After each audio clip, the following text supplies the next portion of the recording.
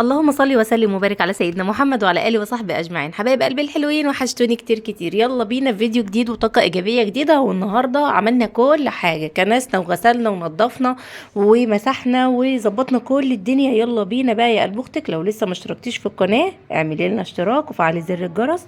ما تنسيش كمان انت بتتابعوا امنيه غزال. ويلا بينا نصلي على النبي ونبتدي يومنا كده. ودخلت على الاوضه لقيتها كلها متطربه، كل الدنيا متطربه، تراب في الصاله، تراب في الارضيات، تراب.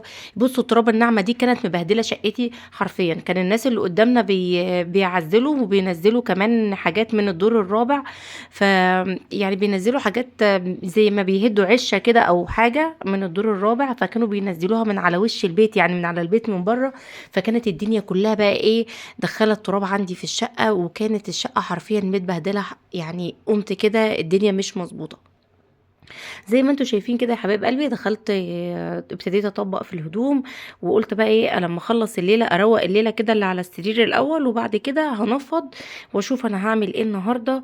بس قبل اي حاجه ما تنسينيش باللايك والشير وسبسكرايب عشان يوصلك مني كل جديد.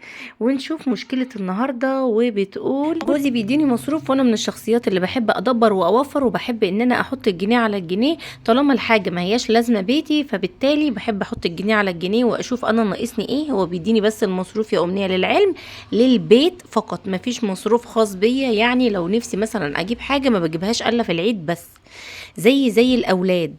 انما اكل وشرب ومسحوق وحاجات من دي كلها احنا بن ايه، هو بيديني المصروف. إيه، فانا بالتالي بجيب الحاجات اللي لازمه البيت وبعين الباقي ليا.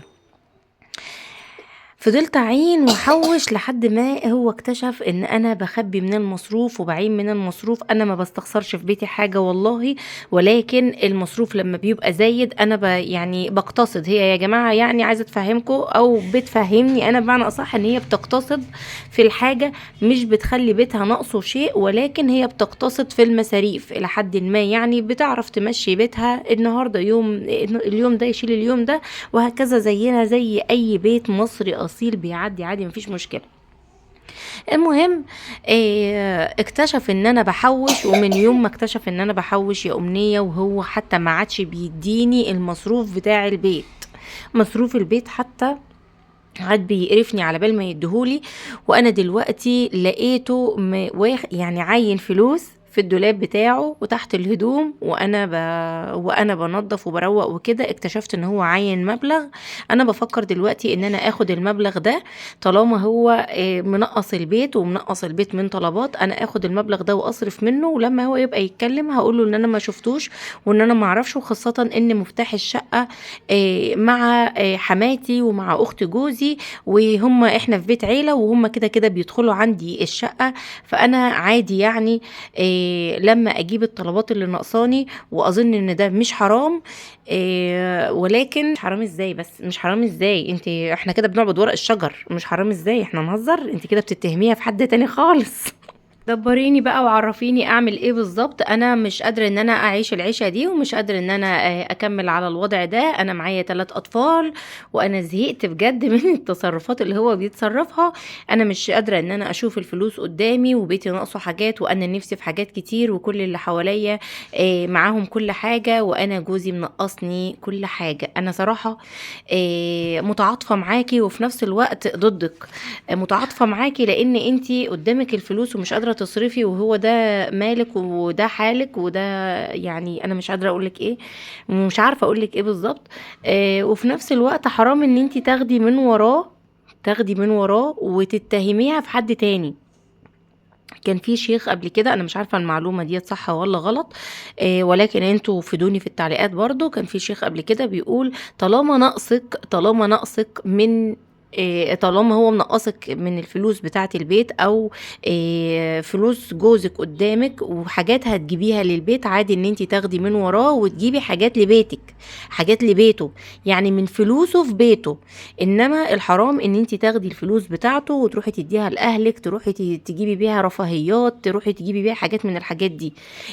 ده على حسب معرفتي وعلى حسب حد علمي اللي انا اعرفه. حبايب قلبي الحلوين، لو لسه معايا في الوقت ده من الفيديو ما تنسونيش باللايك والشير والسبسكرايب عشان يوصل لكم مني كل جديد. وكمان ما ننساش اللهم صل وسلم وبارك على سيدنا محمد وعلى اله وصحبه اجمعين. صلي على النبي كتير كتير كتير.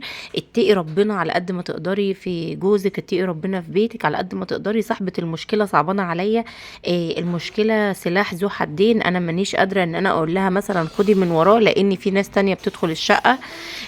في نفس الوقت لو اخدت من وراه مش هيبقى عليها اسم او ذنب، لان هي هتاخد من وراه وتحط في بيته، مش هتروح تودي لاهلها او تودي لبيتها. المشكله دي بالذات سلاح ذو حدين، انا مانيش عارفه اقول لها ايه. يا ريت تشاركوا معايا رايكم في الكومنتات، يا ريت تعرفونا او تعرفوها بمعنى اصح هي تعمل ايه.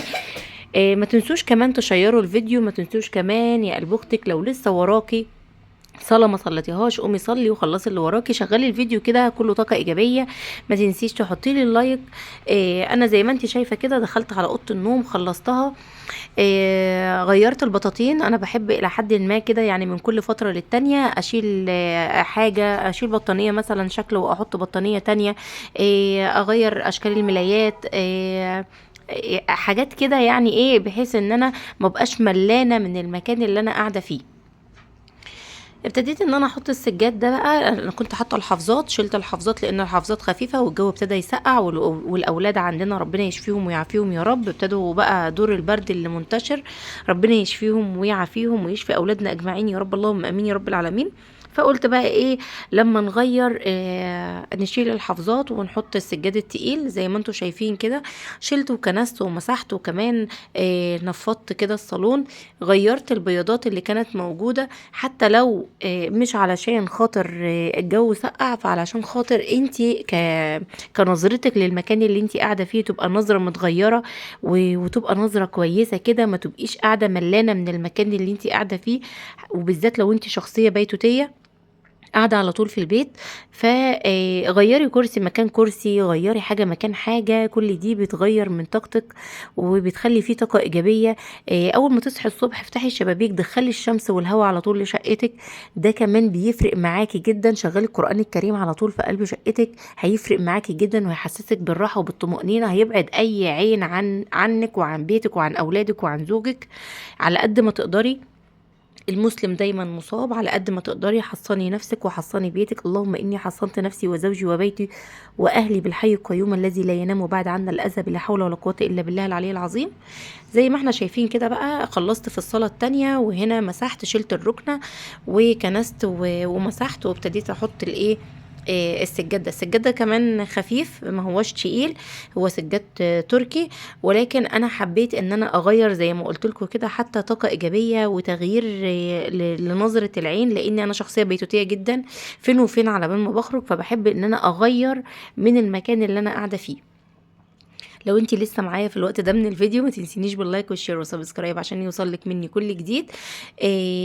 وكمان صلي على النبي، اللهم صلي وسلم وبارك على سيدنا محمد وعلى اله وصحبه اجمعين. خلصنا كده، وابتديت ان انا اشيل الشلت اعدل الركنه في مكانها.